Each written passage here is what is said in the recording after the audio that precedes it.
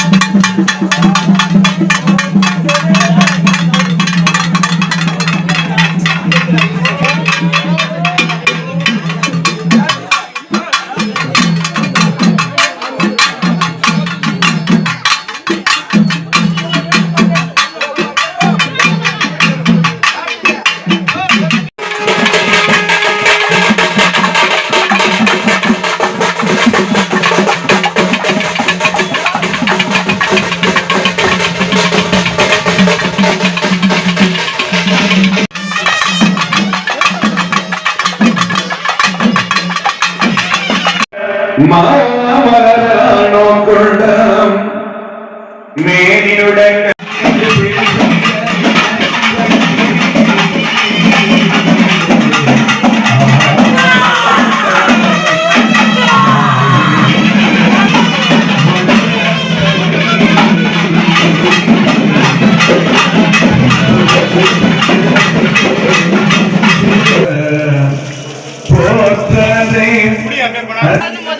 தனம் தருவி கல்வி தருவி